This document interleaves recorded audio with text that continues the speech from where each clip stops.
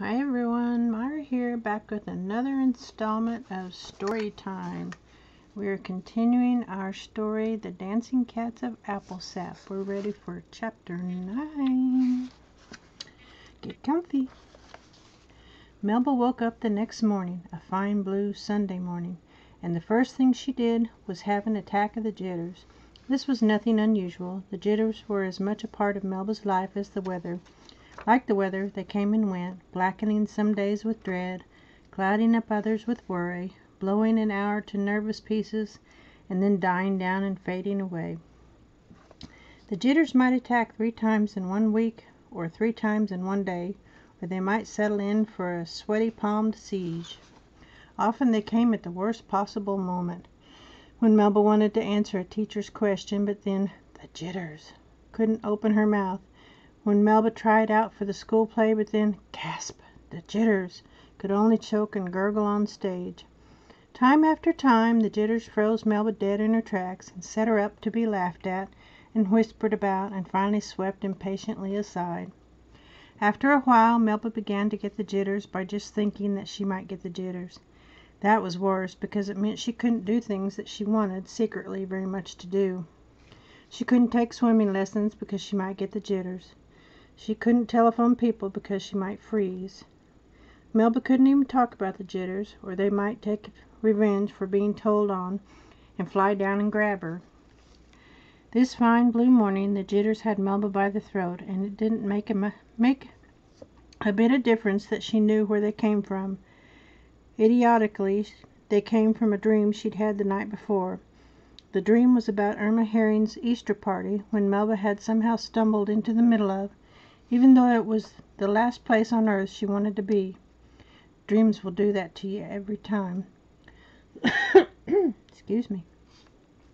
Irma was standing up very tall in a bright yellow party dress, and she was shooting Victor's shotgun off into the air. "Get the cats! Get the cats! Get the cats!" Irma was chanting. She shot the gun off in between chants. Melba was cowering in a corner. Suddenly she looked down and saw a terrible thing happening. Her body was changing into a cat body, all fur and paws and a hairy white belly. "Help!" screamed Melba in her dream, but the sound came out only as a shrill cat's mew. Melba woke up, hot and clammy. She examined her stomach to make sure it wasn't a cat belly. Then she remembered the cat match plan. That's when the jitters came down. Cat march plan, sorry. That's when the jitters came down in a black swarm all over her. They made her stomach quake, and her knees go limp, and her throat wrenched shut so that she could hardly breathe. The plan all of a sudden became a terrible plan. It wouldn't work. It had Melba walking down Main Street like a fool, with everybody staring at her. It had the cats causing a traffic jam and getting hauled off to jail. It had Miss Tooney screaming and shaking her fist at her for thinking up such a dumb idea. "Oh dear," moaned Melba to herself, "why did I ever do it? I feel sick," she groaned aloud. "I'll have to stay right here in my room because I feel so terrible." Sorry. But Melba couldn't stay in her room. Irma Herring was there in her yellow party dress, and even though she was only left over from a dream, she scared Melba enough to send her out the door and downstairs for breakfast. Sorry. The only person in the kitchen was Victor. He was eating an enormous bowl of cereal, and from the way he was going through it, Melba knew there was nothing holding him back from his day. Jitters weren't a subject that Victor knew anything about. As for dreams, if he had them at all, Melba thought they would be about Victor chasing things down rather than something chasing him. This morning Victor was intent on getting his groundhog, and you had to admire how he was going about it.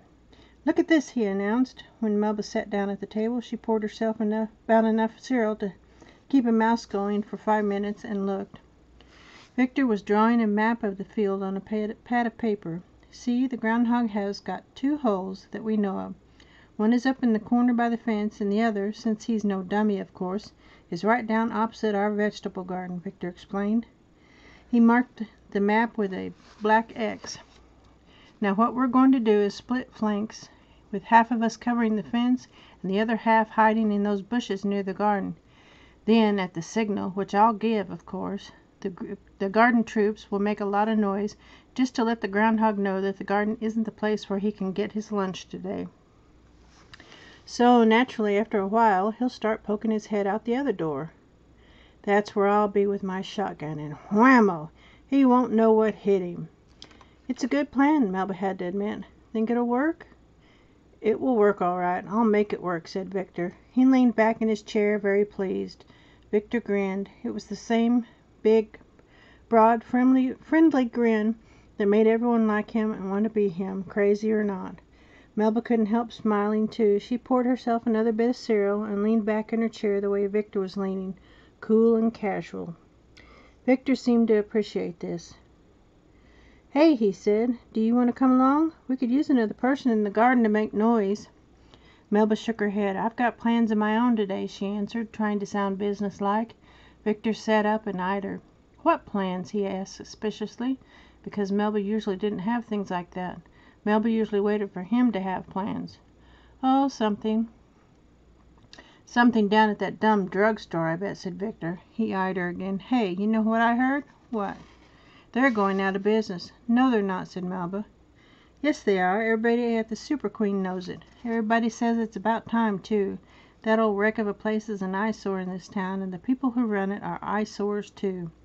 They are not, cried Melba, blushing with anger. Victor smiled and shook his head at her. Listen, he said, lowering his voice. Don't hang around there any more. People see you there and they laugh. The place is a dump. Only you losers go there. You don't want to be a loser, do you? Yes, cried Melba. I mean, no. She pushed away from the table in confusion and stood. Victor was grinning up at her foolishly. He didn't know anything. What I mean is, they are not losers, Melba said fiercely. They are my friends. Come on, whined Victor. Stay here and help me today. It'll be fun. Stay here and take orders from you mean, called Melba over her shoulder. She was already running for the door. Then she was on the sidewalk heading for Jig's drugstore with long, determined strides. And not until she actually saw the old building looming up over the sidewalk did she remember the jitters. But by that time they were somewhere down deep, hiding out quietly like the groundhog in the field.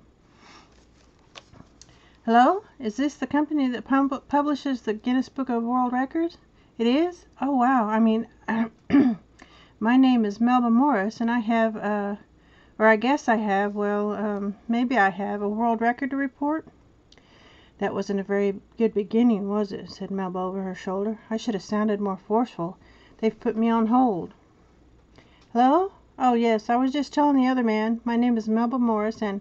What? Okay, I'll wait. They put me on hold again, explains Melba with her hand over the receiver. Her glasses are falling sideways, the way they do when she's nervous and her nose gets sweaty. The switchboard is overloaded with calls. That's strange, isn't it? When you think of a world record, you usually think of something that happens only once in a lifetime, or maybe once in 20 years. And here's the Guinness Book Company clogged up with people calling in to report world records from all over the place. Hello? Yes, this is... No, I'm Melba Morris from Applesap, New York. And it's about dancing cats, not swallowing nails. What? I didn't say prancing rats. It's dancing cats I'm reporting. Can't you send someone out to look at them? Everybody around here thinks they're fantastic. All right, I'll hold. They thought I was somebody from Tulsa, Oklahoma, who had swallowed 25 nails and lived through it, said Melba, wiping her clammy palm on her jeans. What a dumb thing to do. I guess some people sit around thinking of crazy things to do just to get written up. I hope the Guinness people can see the difference between those kind of records and our cats. Our cats aren't showing off. They're a plain miracle. Hello, shouts Melba into the phone. This is me, Melba. Isn't it my turn yet? I've been waiting for a long time. See, I've got these two cats who... But I've been holding... Melba rolls her eyes up to the ceiling the way Miss Tooney does when she wants to look exasperated. She said. And to think that I was scared about making this phone call. Chapter 10. If ever there was a day for marching down Main Street, it was that cool, blue spring Sunday in Applesap, New York. Applesap may have been small. It may have lived timidly for most of the year in the shadows of those louder and pushier towns of Hopsburg and Glowville. But every once in a while a day would come, a fine, clear, promising day, to make Applesap stand up as proud and confident as any town in America. On those days, people in Applesap walked with an extra lilt in their steps, and shop windows shone with an extra sparkle, and life took on an air of importance. Here's another picture.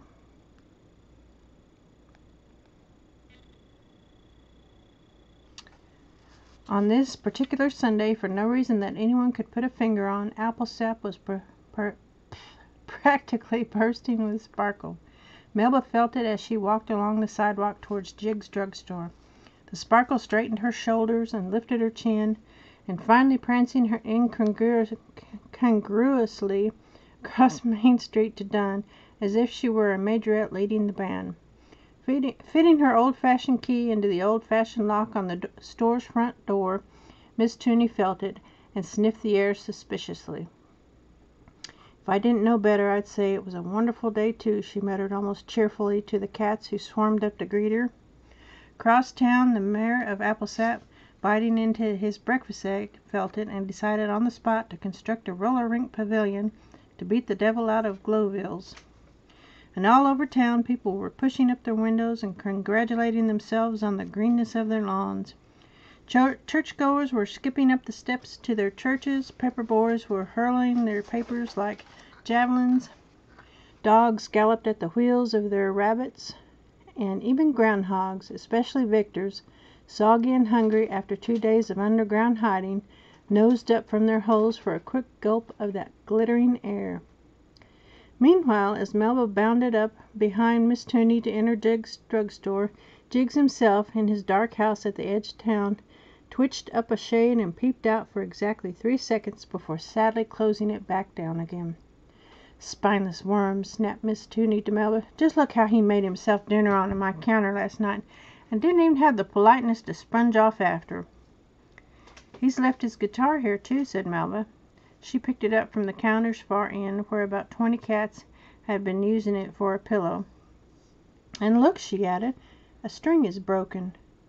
"Don't tell me to look," growled Miss Tooney, sponge in hand. "I have all I can stand listening to that thing all day without having to look at it, too. Clear it off. We've got work to do." So Melba carried the guitar into the back room and propped it carefully on Mr. Jig's chair, where he'd be sure to see it first thing, and although she didn't notice, every cat in the store raised its ear to attention and watched her go and come back. Then 5 of the biggest, including sad 3-legged Butch, padded softly out back and crouched near the chair's leg, taking up a silent watch that lasted for the rest of the morning. They left regretfully, only to respond to Miss Tooney's low whistle. About noon she decided that all cats must be brushed and fluffed for their grand appearance on Main Street. "Can't have them looking like a bunch of hoodlums," snorted Miss Tooney, brandishing her hairbrush for the operation. And as her own hair fuzzed and scraggled about like a mad alley cat's, they went to work with powerful strokes. But Melba saw that she was careful to go gently, ever so gently, over the bruises and cuts and sore places that might hurt a cat if brushed too roughly. Alrighty, folks, that's the end of Chapter 10. Tune in next time for Chapter 11. Thanks for watching. Meow for now.